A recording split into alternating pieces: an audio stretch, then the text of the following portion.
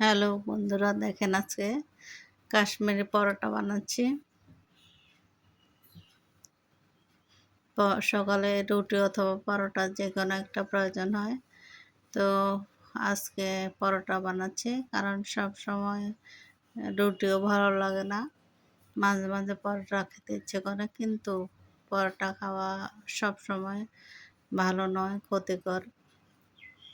কারণ পরোটা বানাতে প্রচুর তেল লাগে, ভাজতেও তেল লাগে, বানাতেও তেল লাগে। সেই জন্য রুটি খাওয়াই বেটার।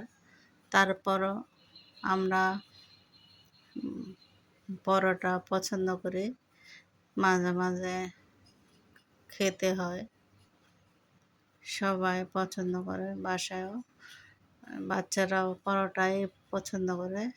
তাও মাঝে মাঝে বানাই, সব সময় নয়। দেখেন, এভাবে না করলে কাশ্মীরি পরোটা হবে না। এভাবে করলে খেতে ভালো লাগে, ঝুরঝুরে হয় পরোটা।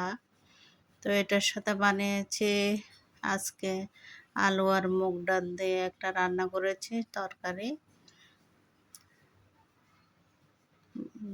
আর চা বানাচ্ছি। অনেকে তো আবার পরোটা দিয়ে চা দিয়ে খেতে পছন্দ করে।